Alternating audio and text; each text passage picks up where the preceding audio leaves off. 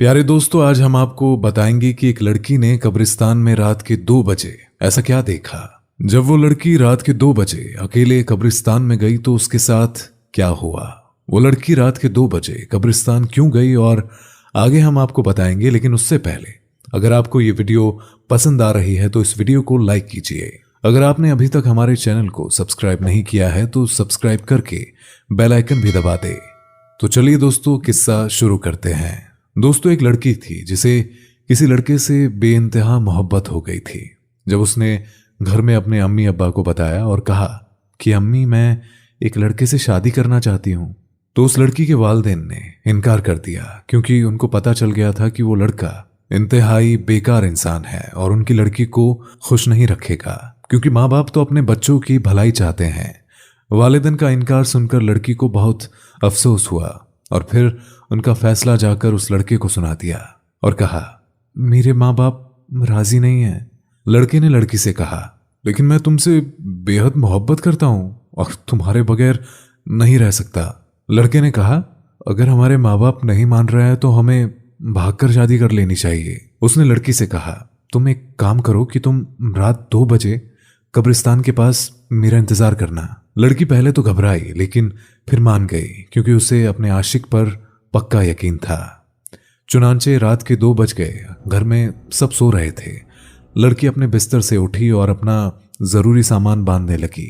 इसके अलावा उसने अपनी अम्मी का कीमती जेवर भी रख लिया और इस दौरान वो अपनी मां पर नजर भी रखती रही कि कहीं वो उठ ना जाए। जब सारा सामान उसने एक बैग में बांध लिया तो उसने बैग को अपने दाएं कंधे पर लटका लिया।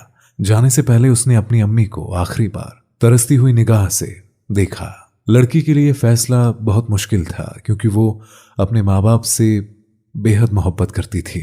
रात के पूरे 2 बजे वो लड़की कब्रिस्तान चली गई और लड़के का इंतजार करने लगी। वक्त धीरे धीरे गुजरता गया, लेकिन वो लड़का ना आया। वो अब परेशान होने लगी। बैग में कीमती सामान था और रात हो रही थी और उसके दिल में अजीब अजीब ख्याल आ रहे थे। अचानक उसे करीब से ही कुछ आवाज सुनाई थी। उसने गर्दन मुड़ाकर देखा तो उसके सामने 2 कब्रें धीरे धीरे खुल रही थी।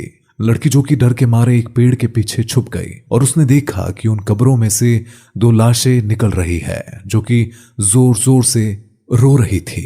और उसके बाद एक लाश ने दूसरी लाश से पूछा, बहन, तुम क्यों रो रही हो? पहली लाश ने बताया, मैं एक लड़के से शादी करना चाहती थी और उसका नाम अख्तर था।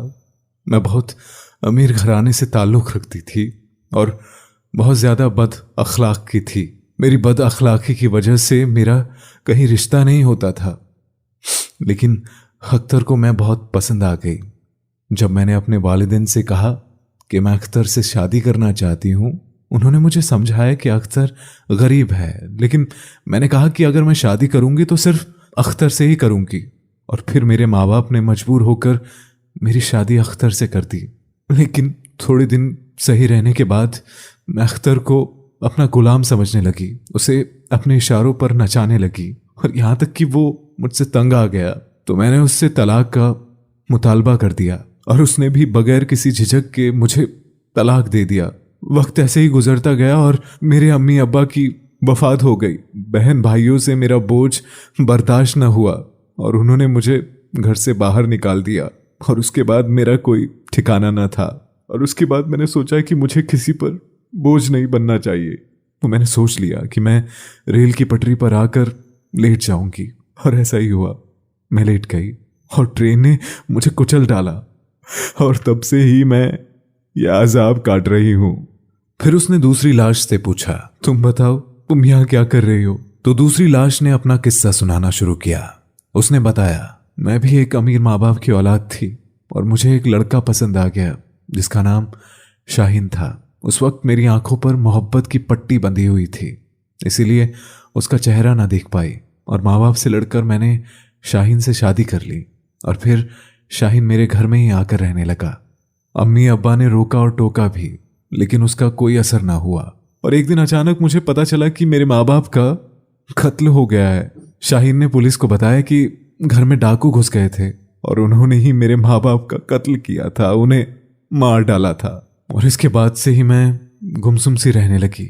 एक रात शाहीन घर आया और अपने साथ एक लड़की और बच्चा भी लेकर आया और उसने मुझसे कहा कि ये मेरे बीवी बच्चे हैं और आज से ये सब यहीं रहेंगे। और ये सुनते ही मेरे पैरों तले जमीन खिसक गई।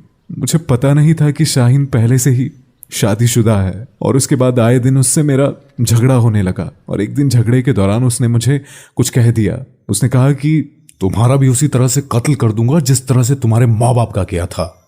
और ये सुनकर मेरे होश उड़ गए। मैं इंतकाम की आग में जलने लगी। मौका देखकर मैंने शाहीन और उसके बच्चे, बीवी, उन सबको कुल्हाड़ी से मार डाला और खुद भी खुदकुशी कर बैठी। और मैं इसी वजह से इस कब्र में हूं। दोनों लाशों ने फिर से रोना शुरू कर दिया और अपनी अपनी कब्रों में वापस चली गई। दोनों लाशों की बात सुनकर लड़की ने वहां से दौड़ लगा दी। उसे पता नहीं था कि वो कहां जा रही है। उसे बस इतना पता था कि उसे अपने घर जाना है। भागने के दौरान ही उसके पैर को ठोकर लगी और वो एक खुली कब्र में जा गिरी। और उसके बाद उसने रोना शुरू कर दिया और मदद के लिए पुकारने लगी। उसका दम घुट रहा था। उसे लग रहा था कि कब्र तंग हो रही है।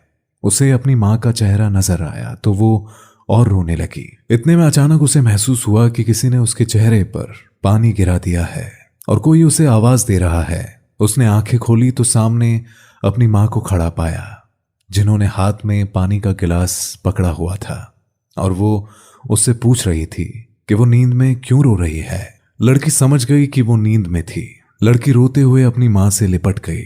उसकी मां ने उसे अपने से अलग किया और जाकर नमाज पढ़ने को कहा। और दुआ में वो लड़की बहुत रोई कि वो गुमराही से बच गई।